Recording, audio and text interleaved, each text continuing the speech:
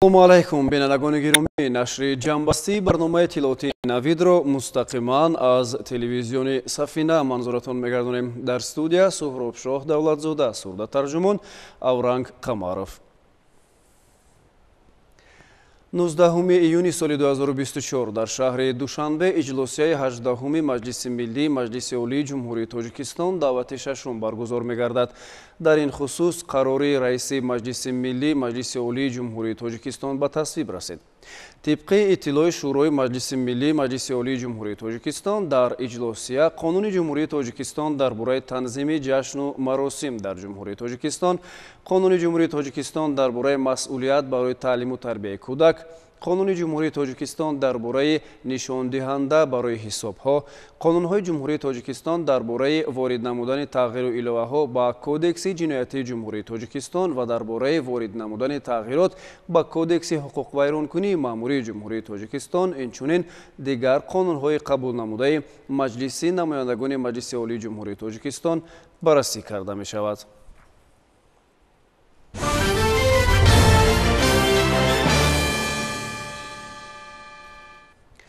бахшида ба эълон гардидани соли 2024 ҳамчун соли маърифати ҳуқуқӣ дар Вазорати молияи ҷумҳурии Тоҷикистон ҳамоиши маърифати ҳуқуқӣ баргузор гардид. Дар чорабинии намояндагон аз Прокуратураи генералии ҷумҳурии Тоҷикистон, Вазорати корҳои дохилӣ, ваколатдор оид ба ҳуқуқи инсон ва донишкадаи такмилии ихтисоси Вазорати Адлияи ҷумҳурии Тоҷикистон иштирок намуда атрофи ин иқдоми муҳиму арзишманди Президенти ҷумҳурии Тоҷикистон муҳтарам Эмомалӣ Раҳмон дар шароити имрӯзи ҷомеаи ҷаҳонӣ мубодилаи афкор намуданд. гузориши ҳамкорони мо аз ҷараёни ин ҳамоиш. ҳадаф аз соли маърифати ҳуқуқе ки бахшида ба 30-солагии Конститутсияи ҷумҳурии Тоҷикистон аз ҷониби асосгузори сулҳу ваҳдати миллӣ, пешвои миллат, Президенти ҷумҳурии Тоҷикистон муҳтарам Эмомалӣ Раҳмон эълон гардид, пеш аз ҳама баланд бардоштани донишҳои ҳуқуқии шаҳрвандон, муносибати шаҳрвандон нисбат ба ҳуқуқ ва қонун, иҷрои вазифаҳои шаҳрвандӣ, риояи якхелаи қонунҳо, иҷрои уҳдадориҳо дар назди давлат, ҷамъият, коҳиш додани ҳуқуқвайронкунӣ, ҷинояту ҷинояткорӣ ва пешгирии ҷинояту қонуншиканӣ маҳсуб мешавад. Бо зикри ин нукта роҳбарияти Вазорати молияи ҷумҳурии Тоҷикистон таъкид карданд ки рушди давлати демократӣ, ҳуқуқбунёд ва дунявӣ ба сатҳи дониш ва маърифати ҳуқуқии аҳолӣ вобастагӣ зиёд дорад ва воқеан ҷомеае ки ба инсонҳои бо маърифат ва тарбиятдида такя менамояд, аз шикасти ирода ва низшавӣ эмин буда ба рушду пешрафти саросарӣ ноил мегардад. зеро шӯрнокии ҳуқуқи миллат аз бисёр ҷиҳат муайянкунандаи дараҷаи рушди давлат ва таъмингари эътибор ва нуфузи он дар миқёси ҷаҳони муосир дониста мешавад. иштирокчиёни чорабинӣ аз Прокуратураи генералии ҷумҳурии Тоҷикистон, Вазорати корҳои дохилӣ, ваколатдор оид ба ҳуқуқи инсон ва донишкадаи такмили ихтисоси Вазорати Адлияи ҷумҳурии Тоҷикистон низ зимни ироаи маърузаҳо иброз намуданд ки баланд бардоштани маърифати ҳуқуқии аҳолӣ самти афзалиятноки сиёсати ҳуқуқии давлат дар шароити амалишавии ғояҳо ва арзишҳои ҳуқуқӣ мебошад. он қисми таркиби тарбияи ахлоқию маънавии шахс, воситаи наздик гардонидани ҳар як узви ҷомеа бо арзишҳои ҳуқуқӣ умумӣ эътироф шуда ба ҳисоб меравад. аз ин рӯ тарбияи ҳуқуқӣ омили муҳими рушди ҷомеа мебошад. тавре таъкид гардид маърифати баланди ҳуқуқи шароит фароҳам меорад ки шаҳрвандон аз ҳуқуқҳои худ истифода намуда ба имкониятҳои баробар аз ҷумла имкониятҳои ҳуқуқӣ дастрасӣ дошта бошанд ва ин ҷиҳати расидани ҷумҳурии Тоҷикистон ба ҳадафҳои ворид шудан ба қатори давлатҳои пешрафтаи ҷаҳонӣ мусоидат менамояд. дар идомаи ҳамоиш иштирокчиён мавзӯъҳои пешгирии ҷавонон аз шомилшавӣ ба гурӯҳҳои ифротӣ, террористиву экстремистӣ ва тарбияи ҳуқуқи шаҳрвандон омили муҳими пешгирӣ аз ин равандҳоро баррасӣ намуда андешаҳои худро дар ин самт манзур сохтанд.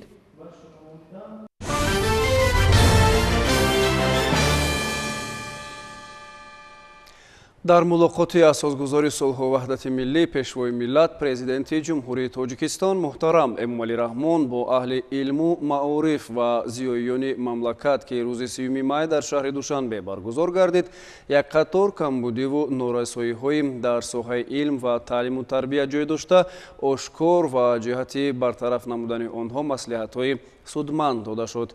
масъалаҳои асосӣ дар ин мулоқот ба миён гузошта шуда дар ҷаласаи сайёри масъулони Вазорати маориф ва илми ҷумҳурии Тоҷикистон бо аҳли кормандони соҳа дар водии Рашт мавриди таҳлил ва баррасӣ қарор дода шуд.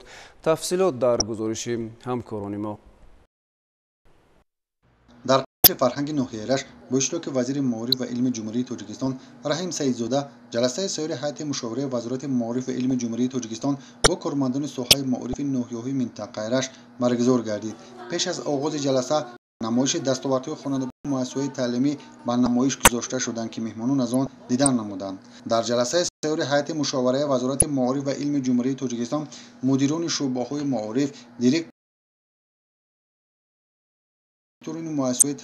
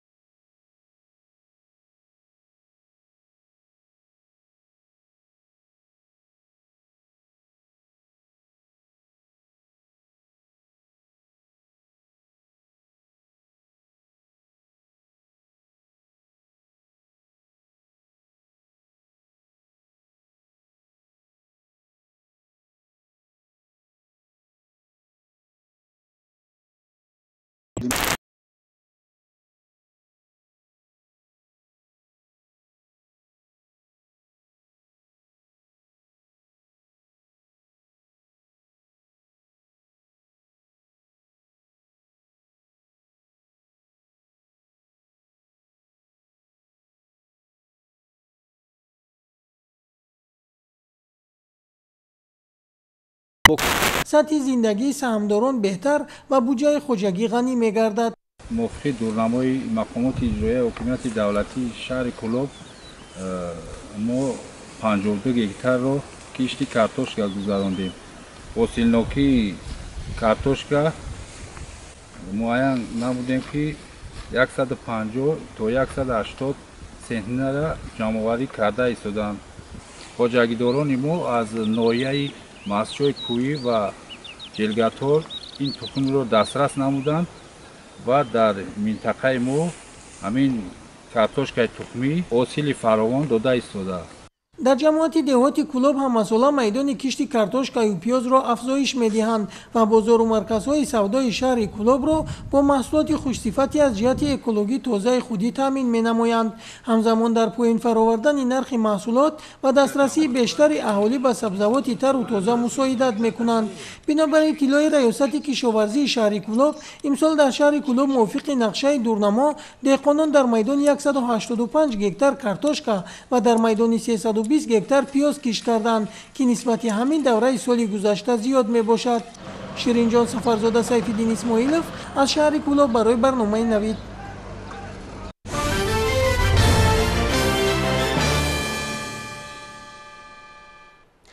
новаста ба он ки ҳиссаи тоҷикистон дар олуда сохтани табиат бо газҳои гулхонаӣ қариб ба сифр баробар аст, вале аз раванди тағйирёбии иқлим кишвари мо низ ба андозаи мамлакатҳои муҳими саноатӣ ранҷ мекашад.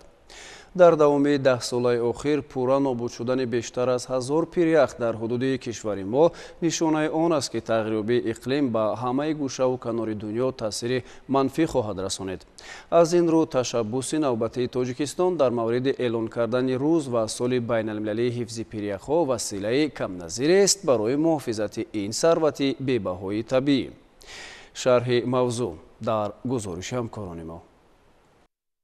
тағйирёбии иқлим солтосол ҷомеаи ҷаҳониро ба мушкилоти сангин рӯбарӯ карда истодааст, хоса то ба сатҳи глобалӣ расидани масъалаи норасоии оби ошомиданӣ ва дар ин пасманзар обшавӣ бо сурати пиряхҳо инсониятро мувоҷиҳи мушкилоти сахттар карда истодааст ва ин раванд майл ба авҷгирӣ дорад. паёмадҳои дигаршавии иқлимро кишвари мо ҳам ки манбаи асосии ташаккулёбии об дар осиёи марказӣ аст, хуб эҳсос кардаву раванди он тоҷикистонро низ ба ташвиш овардааст. аз дастравии беш аз 1000 пиряхт ва коҳишёбии забонаи пиряхҳои азим дар қаламрави кишвар осоре аз ҷараёни гармшавии ҳарорати ҳаво дониста мешавад ки чунин шаклгирӣ вазъи обхезӣ ва ҳолатҳои ғайричашмдошти табииро бештар кардааст ва ҳамсон ба ин вазъият бештари кишварҳои сайёра ҳам ба чунин мушкилот даст ба гиребон шуданд. аммо кишвари мо ба хотири расидагӣ ба ин мушкилот натавонист ки дар канор бошад ва муҳимтарин ташаббусҳои сатҳи ҷаҳониро дар бахши ҳифзи обу пиряхҳо дар сатҳи ҷаҳонӣ пиёда кард. 21 март рӯзи байналмилалии ҳифзи пиряхҳо соли 2025 ҳамчун соли байналмилалии ҳифзи пиряхҳо аз шумори тадбирҳоеанд ки аз ҷониби тоҷикистон пешниҳод шудаву дар сатҳи ҷаҳонӣ бо иттифоқи оро қабул шуданд. коршиносон қабули қаднома оид ба эълони соли 2025 соли байналмилалии ҳифзи пиряхҳоро як рӯйдоди таърихӣ на танҳо барои тоҷикистону минтақа, балки дар маҷмӯъ ба нафъи башарият медонанд. зеро пиряхҳо захираи асосии оби соф мебошанд. обшавӣ бо сурати онҳо дар баробари зиёдшавии истеъмоли об ки бо афзоиши аҳолӣ ва рушди иқтисодӣ вобастагӣ дорад, метавонад ба оқибатҳои манфӣ оварда расонад. пиряхҳо аз манбаъҳои асосии об дар тамоми сайёра ба шумор рафта, нақши онҳо дар таъмини аҳолии ҷаҳон бо оби ошомиданӣ зиёд аст. аз ин рӯ қадномаи қабул гардида аҳамияти пиряхҳоро ҳамчун ҷузъи таркибии даври гидрологӣ ва таъсири ҷиддии обшавӣ бо сурати онҳо ба иқлим, муҳити зист, саломатии инсон ва рушди устувор дар бар гирифтааст. 21 март пешбинӣ гардидани рӯзи байналмилалии ҳифзи пиряхҳо низ ба ҳифз, нигаҳдошт ва аҳамияти муҳим доштани пиряхҳо дар сатҳи ҷаҳонӣ ҳамчун манбаи оби сайёраи замин равона гардидааст. аз ин ҷиҳат коршиносон қадномаи мазкурро таърихӣ меноманд. маврид ба зикр хос аст ки тоҷикистон дар қатори дигар аъзои созмони милали муттаҳид дар сатҳи ҷаҳонӣ воқеан ҳам яке аз давлатҳои ташаббускори иқдомҳои беназир оид ба истифодаи оқилона ва идоракунии самараноки захираҳои об боқӣ монда таҳиягари асосии 5 ташаббуси ҷаҳонии об мебошад. таъсиси фонди байналмилалии эътимод дар назди созмони милали муттаҳид барои мусоидат ба ҳифзи пиряхҳо ва баргузории конфронси байналмилалии оид ба ҳифзи пиряхҳо дар шаҳри душанбе соли 2025 аз ҷумлаи онҳост ки масъалаи ҳифзи пиряхҳоро дар меҳвари таваҷҷӯҳи хоси ҷомеаи ҷаҳонӣ қарор медиҳад. зеро барои ҷилавгирӣ аз мушкилоти экологӣ зарурат ба миён омадааст ки якҷоя бо тамоми кишварҳои ҷаҳон ташаббусҳо анҷом дода шавад.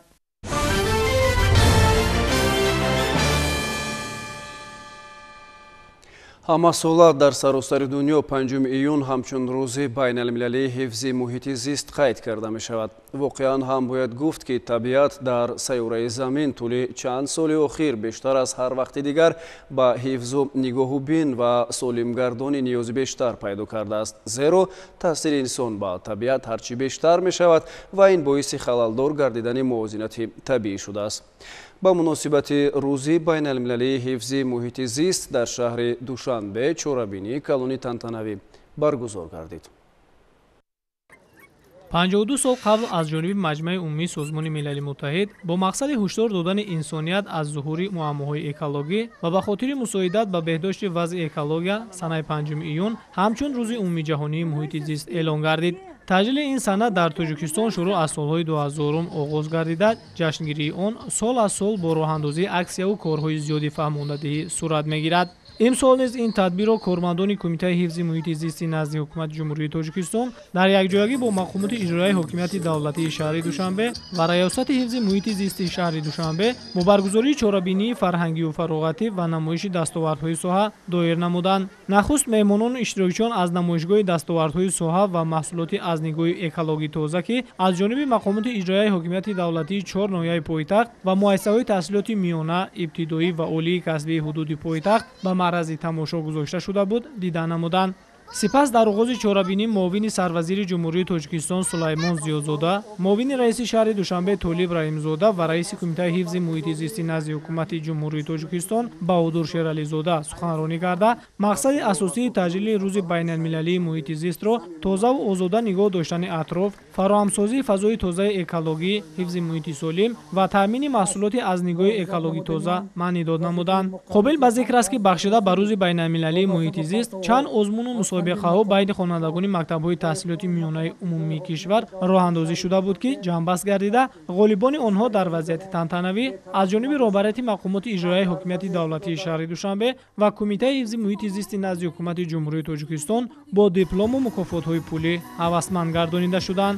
дар идомаи чорабинии мазкур барномаи фарҳанги фароғатӣ аз ҷониби раёсати фарҳанги мақомоти иҷроияи ҳокимияти давлатии шаҳри Душанбе пешкаши меҳмонону иштирокчиён гардонида шуд.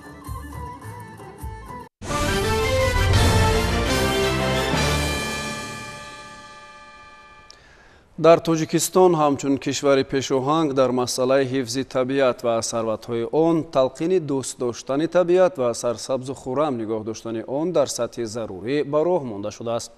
ҳамин аст ки дар ҳамаи фаслҳои сол дар тамоми минтақаҳои мамлакат ба таври пайваста чорабинию аксияҳои экологӣ гузаронида мешавад ки дар он ҳамаи қишрҳои ҷомеа иштироки фаъолона меварзанд.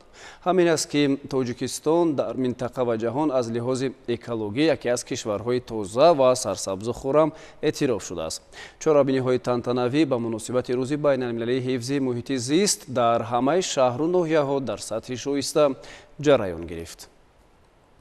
чорабинии идона бахшида ба рӯзи умумиҷаҳонии ҳифзи муҳити зист дар маркази маъмурии вилояти Хатлон шаҳри Бохтар бо пешниҳоди гӯшаҳои гуногуни экологӣ, гулу гулбутаҳои зебо ва паррандаҳои нодир ки дар табиати зебои ватан умр ба сар мебаранд оғоз гардид. дар чорабинии мазкур муовини раиси вилояти Хатлон, намояндаи Кумитаи ҳифзи муҳити зисти назди ҳукумати Ҷумҳурии Тоҷикистон, сардори сарроясати ҳифзи муҳити зисти вилоят ва дигар ҳайати ҳамроҳ ширкат намуданд. Нахуст Зарафо Қиёмзода, муовини Кумитаи ҳифзи муҳити зисти назди ҳукумати Ҷумҳурии Тоҷикистон баромад намуда, изҳор дошт ки соли равон 52-юмин соли таҷлили рӯзи умумиҷаҳонии ҳифзи муҳити зист мебошад. Мавсуф қайд намуд ки имрӯз дар фазои кишвар бо саҳми пешвои муаззами миллат муҳтарам Эмомалӣ Раҳмон барои тозаву озода нигоҳ доштани муҳити атроф тадбирҳои зарурӣ андешида шудааст. дар ин раванд ҳар як сокини кишварро низ зарур аст ки барои тозагии маҳал саҳми худро гузошта дар ҳар корҳои ободкорию созандагӣ нақши созгор дошта бошад. имрӯз мо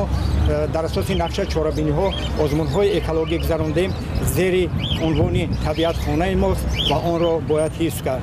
масъалаи асосии имрӯз экологҳо ин кам кардани партовҳои зароровар имрӯз ба муҳити зист мебошад ки имрӯз хатари яъне ки проблемаҳои экологӣ бисёр таҳдид карда истодааст имрӯз дар ҷомеаи мо ва мо ба он хотир имрӯз назорати худро дар маҳал сахт ба роҳ монда بهر کم کردن پرتوهای ضررآور در اساس نقشه چورابینی‌ها نیول‌ها میشونیم، گل و گلبوته‌ها میشونیم، میدان‌های خالی مانده را مشت‌زار مینماییم.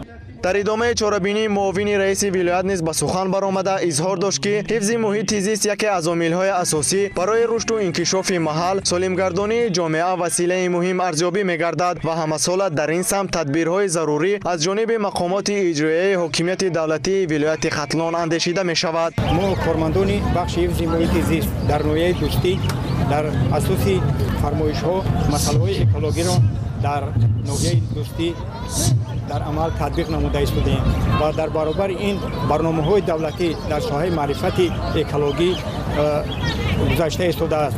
این همه‌اش روانه می‌گردد به خاطر تازگی محیط زیست. در مد اول برام برداشتن سطح معرفت نوکی اکولوژی اهالی جمهوری تاجیکستان به شمار می‌رود.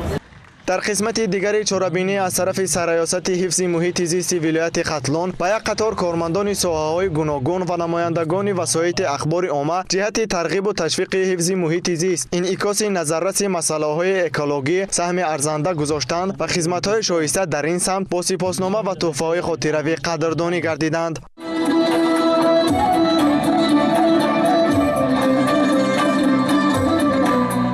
چاره‌بینی مذکور با پیشنهاد برنامه رنگین فرهنگی فراغتی اهل هنر ولایت به خاطر بالیدروهی اشتراکداران خاتمه یافت. بخشیده به روز عمومی جهانی حفظ محیط زیست در ناحیه شمس‌الدین شاهین از جانب بخش حفظ محیط زیست در یکجایی با مقامات اجرایی و حکومت دولتی یک قطار چاره‌بینی‌های معرفتی گذرانیده شد. در این چاره‌بینی‌ها دایره وسیع شهروندان اشتراک نمودند. با مقصد بیدار نمودن حس زیبایی و زیبایی پرستی امروز در بین خوانندگان از نمود هنرهای بهترین در موضوع طبیعت، رسم بهترین و دیگر چاره‌بینی‌های مهم گذرانده شدند که توانستند در بیدار نمودن حس خودشناسی و خودآگاهی نسل نو را زمینه مساعده فراهم آورد. در تمام جماعت‌های دیهاتی نویه و از جمله در مرکز نویه حشرهای عمومی نویوی زیر عنوان عکسای تازگی شده گذاشته ایستاده است که این با مقصدی در عمل تطبیق نمودن سیاست اکولوژی کشور مساعدت می‌نماید. در همایش به این مناسبت ابراز گردید که ناحیه شمس‌الدین شاهین زاده دوران استقلالیت دولتی جمهوری تاجیکستان بوده دارای طبیعت زیبای و دلربا و حیوانات و نباتات نادر میباشد و میباید در حفظ و نگهداشت آن بهتر نمودن وضع اکولوژی هر یک شهروند حصه خود را گذارد. علاوه کرده شد که تطبیق برنامه دولتی مجموع رشد تربیه و معرفت اکولوژی اهالی محض به این خاطر روانه کرده شده است و در حالت بلند برداشتن معرفت اکولوژی ساکنان میتوانیم در سمت بهتر شدن محیط زیستمان موفق گردیم.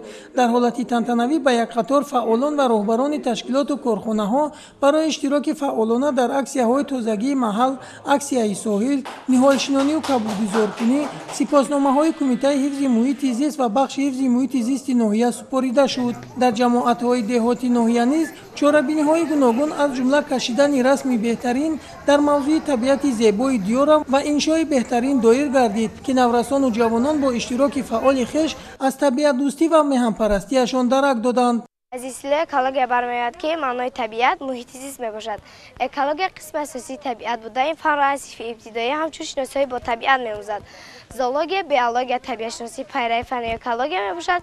آدم با طبیعت زنده است زیرا طبیعت سرچشمه اساسی به حساب می‌رود. حکمان رسم‌های تصویر نموده اشتراکچیان را تماشا کرده بهترین‌ها را معین نمودند و به آنها سپاسنامه و تحفه‌ها تقدیم کردند.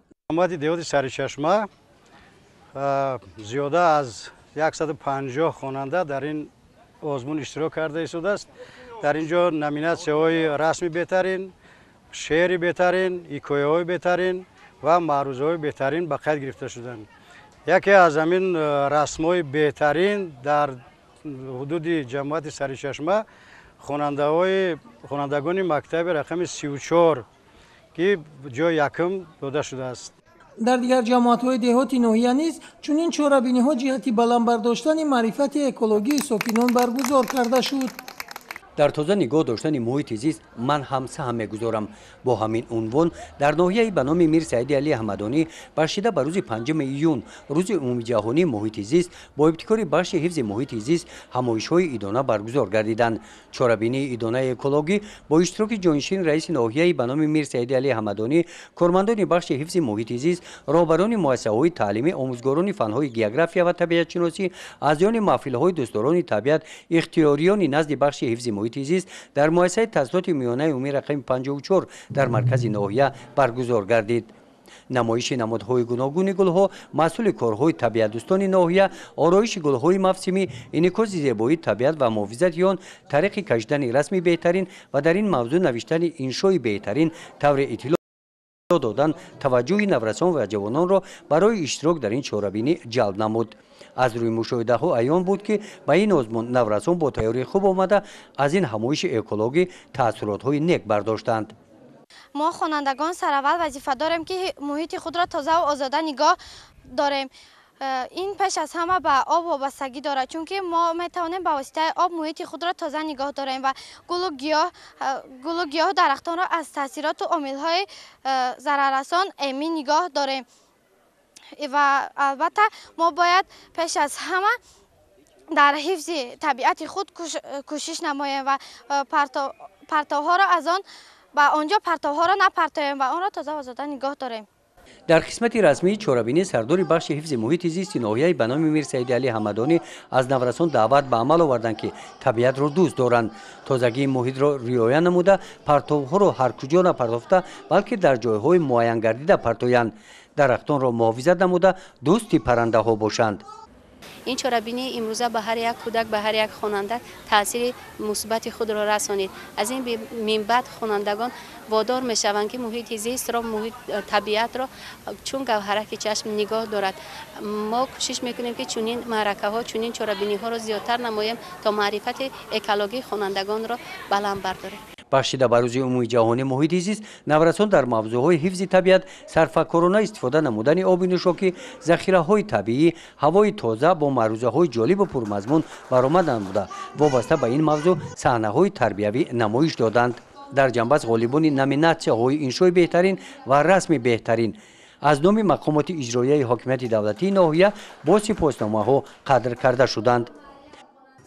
کارمندان بخش حفظ محیط زیست ناحیه بلجوان در همکاری با مقامات اجرایی حاکمیت دولتی و جلب کارخانه و تشکیلات بخشیده به روز عمومی جهانی حفظ محیط زیست عکس‌های تازگی محل، تازگی ساحل، آزمون‌های طبیعت دوستان، گلپروران و غیره را دایر کردند. در این چاره‌بینی‌ها شماره زیادی ساکنان اشتراک نموده در تازه کردن کوچه و محله‌ها و راهرو و جویبارها سهم خویش را گذاشتند. در گلگشت مرکزی ناحیه نزد پرچم و نشان دولتی نورسان و جوانان کارمندان کارخانه و تشکیلات به توزیع و آزاده نمودن راهروها، آبروها مشغول گردیده همزمان گرد و اطراف گل‌های زیبای صدبرگ و گل‌های موسمی را از علف‌های بیگانه تازه کردند. در عکسیه ساحل نیز ساکنان خیلی فعال بودند. در این روز توانستند ساحل سوی و دریاها و جویبارها را از پرتوها تازه نمایند. در همین روز اینچنین آزمون‌های رسمی بهترین بین محصلین مؤسسه‌های تعلیمی گذرانیده شد. اشتراکچیان رسم‌های تصویر نموده خود را که تجسمگر طبیعت زیبای دیار می‌باشند به معرض گذاشتند.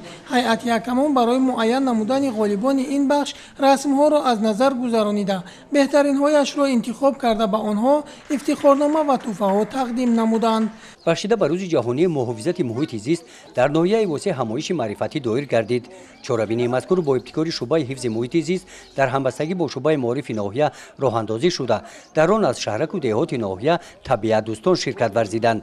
شعر و آویزه‌ها، ترنمگری حفظ طبیعت، کارهای ایجادی خوانندگان مؤسسه‌های تعلیمی در وصف طبیعت که به این چاره‌بینی پیشنهاد گردیدند دلیل آن است که در دوران صاحب استقلالی کشور سطح معرفت اکولوژی نورسان جوانان بالا رفته در شرایط جهانی شوی برای اصلاح وضع ناگوار محیط زیست و پیشگیری کردن خرابشوی طبیعت با نهال شنانی و کبودزارکنی و استفاده عاقلانه ذخیره‌های آب سهمی ارزنده گذاشته ایستادند. چاره‌بینی از بخش‌های جالب عبارت بودند.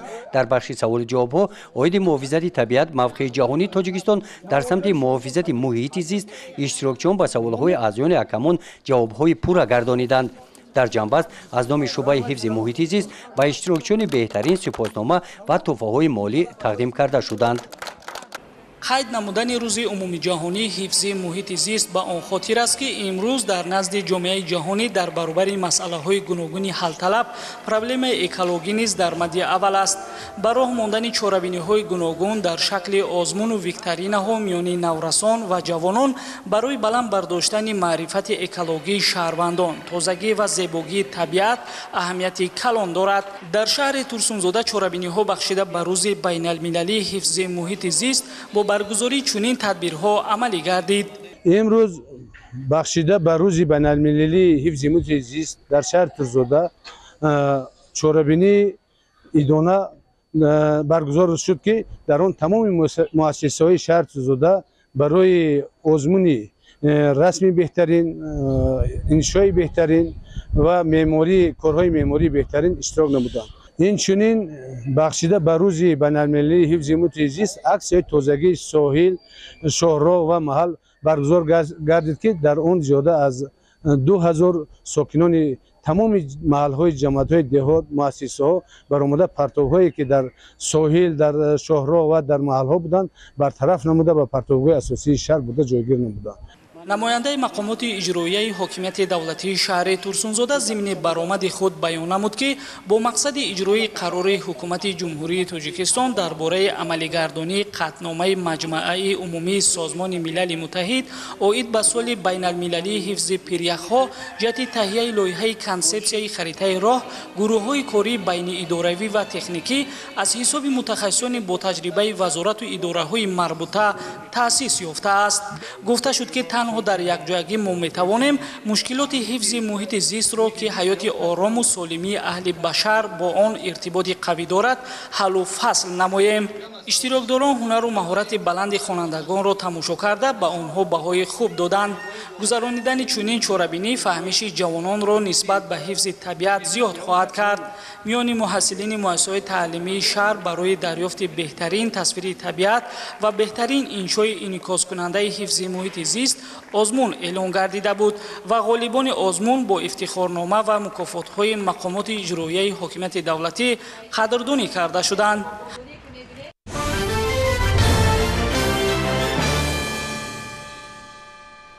айни замон дар шаҳру ноҳияҳои мамлакат бартарафкунӣ оқибатҳои офати табиӣ ва гузаронидани корҳои соҳил мустаҳкамкунӣ идома дорад. имрӯз ҳайати ҳукуматии ҷумҳурии тоҷикистон таҳти роҳбарии сарвазири мамлакат Қоҳир Расулзода бо ҷараёни корҳои соҳил мустаҳкамкунӣ дар ноҳияҳои Темурмалик ва Балҷувони вилояти Хатлон шинос шуданд. санаи 5 июн сарвазири ҷумҳурии тоҷикистон Қоҳир Расулзода ҷиҳати иҷрои супориши роҳбари давлат бо ҷараёни корҳои бартарафкунии оқибатҳои офати табиӣ ва соҳилмустаҳкамкунӣ дар ноҳияҳои Темурмалику Балҷувон шинос шуд. ҳудуди шаҳраки Баҳманруд, мавзеи Ҳамровиё, деҳоти Кангурд, деҳаҳои Танобчии Поён ва боло аз ҷумлаи мавзеъҳои асосии хавфнок дар ноҳияи Темурмалик ба ҳисоб меравад. то имрӯз дар ин мавзеъҳо корҳои соҳилмустаҳкамкунӣ гузаронида шуда сатҳҳои муҳофизатӣ сохта шуда буд. аммо боронҳои пайдарпайи баҳори имсола ва омадани сел дар баъзе қисматҳо сатҳҳои муҳофизатии сохта шударо аз байн бурдааст. дарёи Сурхоб ва Шураксой ба соҳаҳои иқтисодию иҷтимоии ноҳияи Темурмалик зарар расонидааст ки ҳоло корҳои бартарафкунии оқибатҳои офати табиӣ идома дорад. бо назардошти ҳамин сарвазири мамлакат Қоҳир Расулзода мутахассисон ва сохторҳои дахлдори соҳаро ҷиҳати таҳияи лоиҳа ва мутобиқ ба талабот идома додани корҳои соҳилмустаҳкамкунӣ вазифадор намуд. барои анҷоми ин тадбири муҳим аз ҷониби ҳукумати ҷумҳурии Тоҷикистон кӯмаки иловагӣ равона карда мешавад. дар мавзеъҳои хавфноки ҳудуди шаҳру ноҳияҳои минтақаи Кӯлоби вилояти Хатлон тахтасангҳои оҳану бетонӣ сохта шуда барои пешгирии ҳолатҳои эҳтимолии офати табиӣ нигоҳ дошта мешавад. ҳамчунин дар ҳамин рӯз ҳайати ҳукумати ҷумҳурии Тоҷикистон таҳти роҳбарии сарвазири мамлакат Қоҳир Расулзода аз қисматҳои харобгаштаи соҳили дарёи Сурхоб, дарёи Оби Мазор, мавзеи Гурдара то назди пули дарёи Талхак ва дигар қисматҳои аз офати табиӣ зарардидаи ноҳияи Балҷувон шинос шуданд. дар баъзе мавзеъҳо фишори баланди об боиси аз байн рафтани сатҳҳои муҳофизатӣ шудааст. таъкид гардид ки имрӯз ҳадафи ҳукумати ҷумҳурии Тоҷикистон барои андешидани чораҳои саривақтӣ ва пешгирии хавфи эҳтимолии офати табиӣ равона карда шудааст. сохторҳои дахлдори соҳа ва мутахассисон барои омӯзиш, таҳияи лоиҳа ва гузарондани корҳои соҳилмустаҳкамкунӣ дар мавзеъҳои харобгашта вазифадор гардиданд. корҳои соҳилмустаҳкамкунӣ дар ноҳияи Балҷувон аз ҳисоби ҳукумати ҷумҳурии Тоҷикистон ва саҳмгузории соҳибкорон идома дода мешавад. таваҷҷӯҳ ба иҷрои босифати корҳо ҷалб карда шуд. ҳамчунин дар ҳамин рӯз дар ноҳияи Балҷувон корхонаи истеҳсоли масолиҳи сохтмонӣ ба истифода дода шуд. фаъолияти корхонаи саноатӣ асосан ба коркарди тунука ва чӯбу тахта равона карда шудааст. бо таъсиси иншооти саноатӣ дар баробари дастрасӣ пайдо намудани сокинони маҳаллӣ бо ин намуди масолиҳи сохтмонӣ ҳамзамон 6 нафар бо ҷойи кори доимӣ таъмин гардид. сарвазири мамлакат таъсиси корхонаи навро дар заминаи дастгириҳои пайвастаи ҳукумати мамлакат нисбат ба фаъолияти намояндагони бахши хусусӣ барои татбиқи ҳадафи 4 миллӣ саноати кунонӣ бо суръати кишвар муҳим арзёбӣ намуд. имрӯз дар ноҳияи Балҷувон корхонаи нави саноатӣ ки ба истеҳсоли масолиҳи сохтмонӣ машғул мебошад ба фаъолият оғоз кард. ба истифода додани корхонаи нави саноатӣ боиси зиёд гардидани ҷойҳои нави корӣ ва рушд ёфтани истеҳсоли маҳсулоти саноатӣ дар ноҳия мегардад. ин ҳама дастовардҳо натиҷаи дастгириҳои ҳукумати ҷумҳурии Тоҷикистон ва самараи истиқлолияти давлатии ҷумҳурии Тоҷикистон мебошад. минбаъд фарзандони сокинони деҳаи Самари ноҳияи Балҷувон дар ҳамин гуна шароити замонавӣ таҳсил намуда савияи дониши худро сайқал медиҳанд. бинои муассисаи таҳсилоти миёнаи умумии рақами 24 дорои 10 синфхонаи барҳаво буда барои 480 хонанда дарду баст пешбинӣ шудааст. дар синфхонаҳои муҷаҳҳази фанӣ, озмоишгоҳ, синфхонаи технологӣ ва таълими меҳнат насли наврас метавонанд илмҳои дақиқ, ҳунар ва дониш аз худ кунанд. сарвазири мамлакат Қоҳӣ Расулзода инро намунаи асосии таваҷҷӯҳи ҳукумати мамлакат нисбат ба соҳаи иҷтимоӣ арзёбӣ карда аз омӯзгорону хонандагон дар посух ба дастгириҳои пайвастаи роҳбари давлат фаъолият ва таҳсили намунавиро талаб намуд. این روز واقعا نه تنها برای مکتب بچگان بلکه برای تمام محل در حقیقت روزی فراموش نشونده است. مینداری به پایان خود را برای ساخته و استفاده دادن یک مؤسسه زیبا و زمانوی و اساسگذار صلح و وحدت ملی پیشوای معظم ملت پرزیدنت جمهوری تاجیکستان محترم امامعلی رحمان میرسانیم. در نوبت خود ما عهدهدار میشویم که با بهای خوب و اعلی خوانده بهر بهبودی کشورمان سهم ارزنده خود را میگذاریم. مؤسسه تعلیمی از یک بنیاد اساسی و 4 بنیاد پیوستان عبارت نمی‌شود. بنیاد اساسی از 8 سینفخانه تعلیمی، 1 سینفخانه کامپیوتری و 1 سینفخانه آمادگی تا مکتبی و 2 اتاق کاری عبارت نمی‌شود. بنا پورا با هم تجهیزات و لوازم برای خوانش، سیستم آگاهی‌کنی ضد سوختار و سیستم شبکه‌های گرم‌دهی پیوست بوده در فصل زمستان با انگشتنگ به کار درآورده می‌شود. عموماً در ناحیه بلجوان با استقبال جشن 35 سالگی استقلال دولتی جمهوری تاجیکستان بنیاد و با استفاده دادن 257 انشاءات به نقشه گرفته شده است که از این تعداد علاوه 108 انشاءات مورد استفاده قرار گرفته است. عین زمان سازندگی‌ها با سرعت جریان داشته میوه‌های استقلال دولتی و دستگیری‌های پیوسته راهبر دولت سعادت مردم را در زندگی افزون می‌گرداند.